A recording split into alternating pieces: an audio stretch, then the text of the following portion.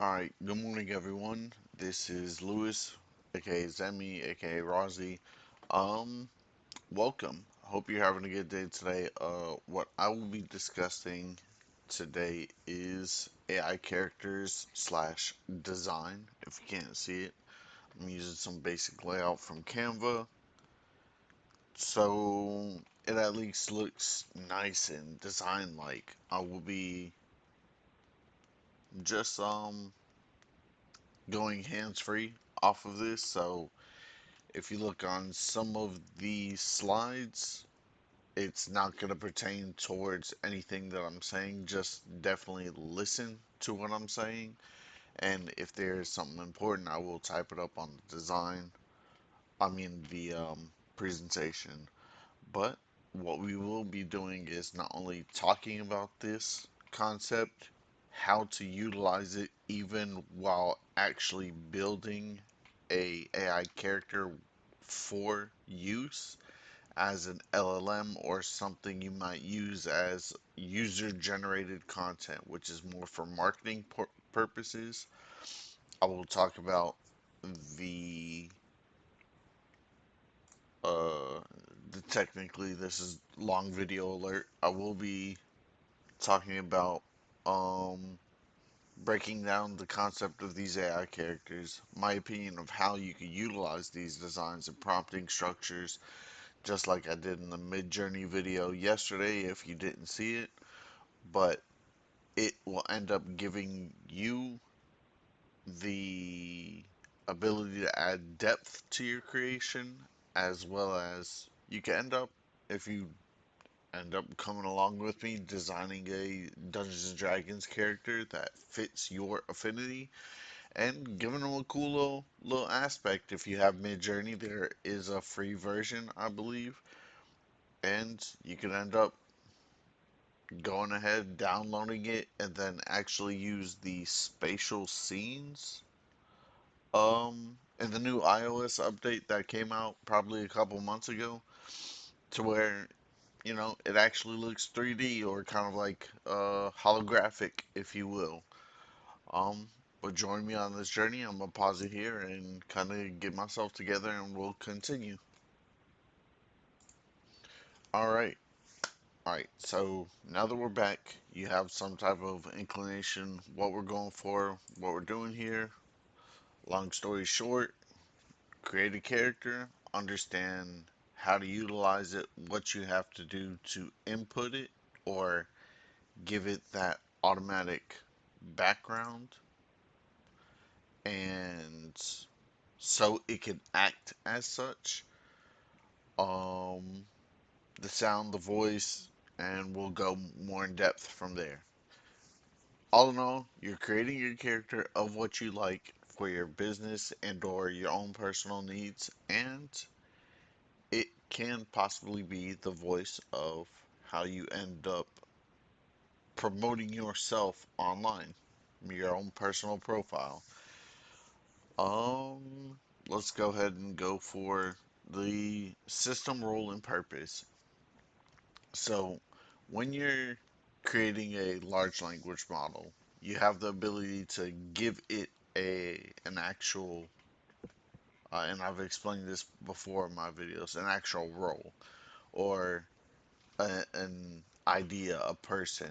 Usually they go with the example of a pirate. If you want it to sound like a pirate, it'll change up in a chat format, or if you're using ChatGPT, into where when you're talking to it, it'll end up responding like a pirate.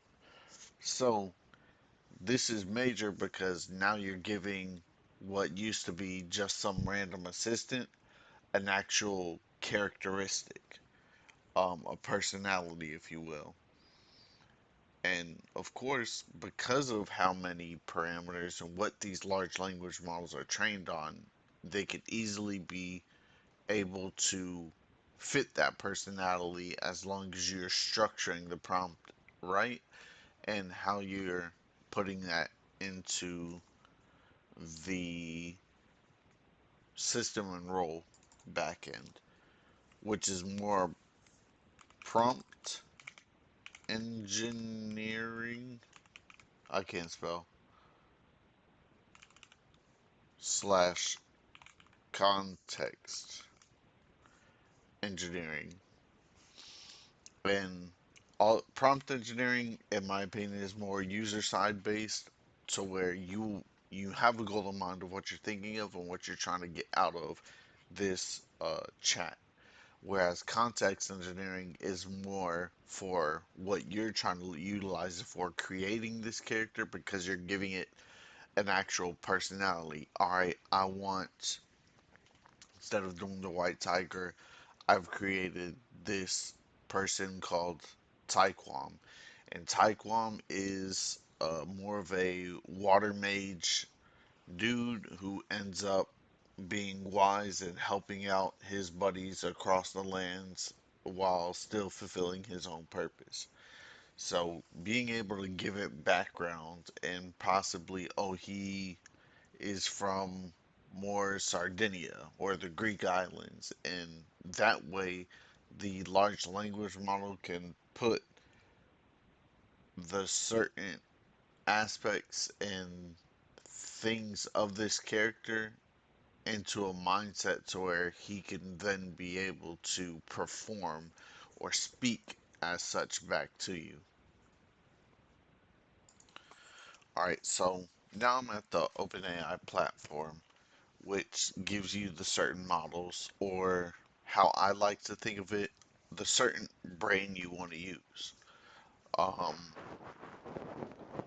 in my opinion, because what we're creating right now is just a D&D character. We don't need nobody that's like super intelligent or super smart. It's just a normal day-to-day character to where you can just be able to talk and exchange anything, right? We're not looking for somebody that knows the best, most advanced, up-to-date information upon some chemical compound to create the new version of gold. But the reason I'm in here is for this right here, to where it says role. Role is what we're giving it, right? What we're telling it to be and or do. But when we give it more context, like I said, or further content, it gives the role the developer, but talk like a pirate. So I'm giving it more information upon who I want it to be, what I want it to do. Like, oh, you're an adventurer, right? But you talk like you're from Greece or have slang or some type of character creation. If you're watching this, you know when you're playing D&D, you want to get active, you want to role play, you want to more or less become something, I mean, somebody different, not schizophrenic like, but that's what you're doing on the back end, and that's the big thing of what I mean, because I do want to make this a small video of the system role and the purpose. So, also what I mean by this is, according to my next slide, how they look, the target audience, your buyer's persona. This is more marketing terminology because when you have a certain target audience, right? So if you've ever played D&D before, you know there's chaotic good, neutral, the chaotic evil, good evil. There's a different certain characteristics upon how you can play this character. It gives it more depth, right? And that's kind of what the target audience is. If you're giving out a service or selling a product, for instance, one of my friends, he sells insurance. Of course, he's going to want to be in a more helpful, he's in a technically a good state. His target audience is helping the people who need insurance. That way, they could be able to pay less and get the benefit of their pharmaceuticals, car insurance, and everything else, right? Well, what's his buyer's persona? That means who is he servicing? Who is his customers, right? And this is what I mean to where it's like how your character looks because of how you're building this character.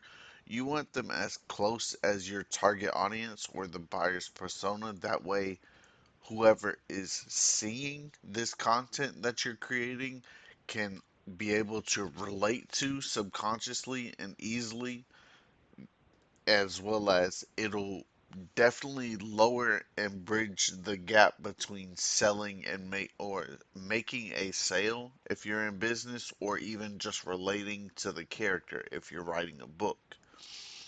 And this premise is beyond just marketing, because you can still utilize this type of information without having the intent of selling something, a product or a service, but actually relating to people to where you know they're in need, but they're not even the same person you are, how you grew up to be, right?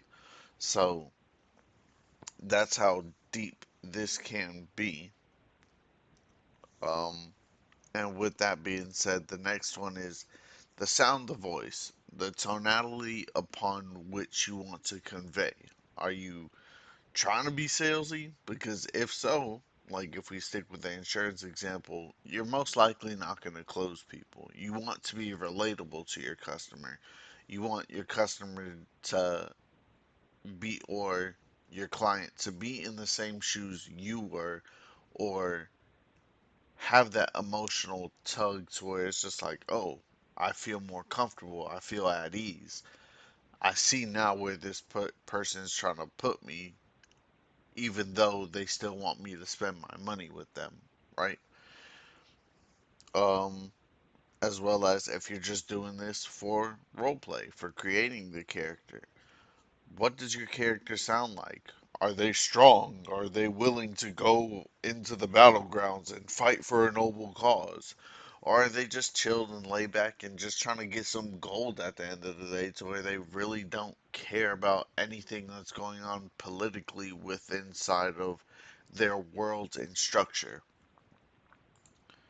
And now we get out into something that's more,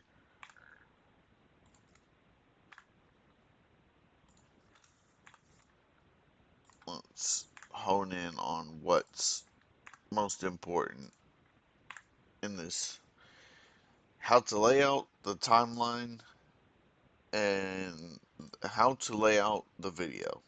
My bad. And of course, there's a timeline to this, but you want the script, the hook,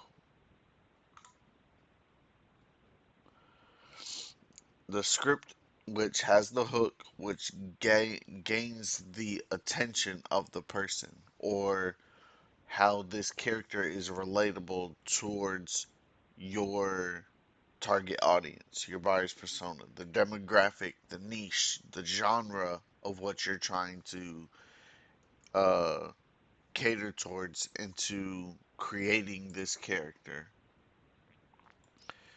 And as well as, it's important to develop this beforehand in the character's background.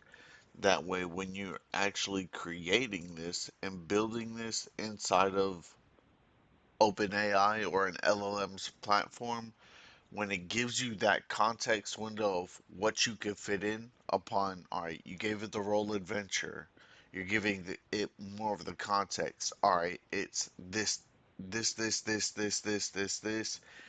It went to college, it's been in this scenario a couple of times, and that's when you're really going to be able to, all right, well, here's my target audience. The buyer's persona is certain people from this target audience or this population, this new niche of people, and getting certain people to where you know they fit that demographic of niche of people.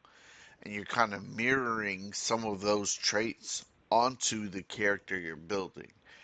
And of course, subconsciously, when you're building that background and that character, it only takes a little bit of time to then build this infrastructure to where now you have your character that has the brain of, I have a background story. This is who I am. These are my morals. This is who I want to be. Of course, The bad side effect is the fact that people could prompt hack your character of you doing this, but there should be, I'll probably look up some ways to where you should be able to not make that happen. That way, when they are talking to you, it just doesn't divert back to the regular chat GBTs. Oh, well, this really wasn't, my bad, I hit the mic with my finger, but this isn't really what I was going for, right? But being able to do that and giving your character its mind, the background, makes it easier for people to be able to relate towards the character. That's the big thing here. It's more than just AI. It's being able to cross that barrier from something they just see with their own eyes to where when the interaction is there, it's real, it's concise, it's fast. It doesn't have to make up something on the fly. It doesn't have to give back vague answers, which would technically give him more mystery, but that's neither here nor there right now. So, different ways to utilize this, like I said, business, service, give your company or even yourself a mascot because that's a certain level of symbolism to where somebody could be able to identify your personal brand from something that may be within the same genre. Like if both of y'all are selling strawberries and your competitor doesn't have a strawberry mascot, but you end up creating a cute little chibi mascot that is not only getting more attention, has personality, a character, a background to where it sells. Like, I'm not sure, Pillsbury Doughboy is off the top of my head. It probably got more sales from being just a cute little dough little chef white thing. Nobody really knows what it is, right? But because it was nice, it was friendly, it had the tone of voice, it had the cute little baby eyes, being doing cute little things with the product, really selling the product, right? And technically being a product. But that's where my mind is at with these things in compare as far as building AI characters and AI designs. The AI design is more of the background, utilizing the LLM to create the personality to where these characters, not only with video, is why I went past it, to lay out what they're doing, how they're doing, the script, the hook, how it relates, and being able to push that out into the world and utilizing AI for yourself in whatever creative way you can think of, and then making and gathering the attention. Because, like Gary Vaynerchuk says, this is an attention based economy, and if you can't have a good hook or a way to grab people's attention, then you're SOL, right? And just having a mascot or creating a Dungeons and Dragons character at the least, or just another fictional character. It could be another human being that has the personality you have when you're not out in public. Now you could be able to create these scenes to where they now have that actual confidence that you've hidden from being in society because you're an introvert. If you stuck with for me this long, thank you. We're going to go to the create your character stage, and it's going to be an iteration of pauses showing you or telling you what I've done to get the result, and then going back and showing you the end result. Alright, so what I just did, because I already made myself a GPT in OpenAI, I already created this characteristic or character and background of Zemi, and I asked it if describe yourself as a Dungeons and Dragons character, and I'm gonna utilize this design to then create the prompt. If you remember my Midjourney uh, video about creating a background, a middle ground, a foreground, and atmosphere, and then taking that information and putting it into Midjourney to create a visual aesthetic or a character. So I actually have to go to work here in a bit, but just so I could finish this video and put it up, I ended up creating my D&D character. ChatGPT ended up making it for me. These are the results that I got from using Higgsfield and Nano Banana, but the base one was really this, and to finish off to where you actually put your character on your phone if you have the new iOS update. Just look up through ChatGPT or any other place. You can be able to go ahead and go into your settings. Most likely you specifically go to that photo and then put it up as your wallpaper. And I believe once you go to the wallpaper, you could be able to go ahead and put it as the specific settings of having the spatial effect, and you'll be able to get that depth within inside the photo you see here. In my opinion, definitely, I mean, if you word it correctly, then you'll be able to get the results that you want. For me, because it has this depth of field right here blurring out in the beginning, and then you do see the background, you'll have more of that spatial effect of what you're trying to like get out of that feature within the iPhone, and still being having that, or not being, and still having that tie towards creating your own Dungeons and Dragons character. I'm Lewis, this is Rozzy. Appreciate you for watching this video. Peace.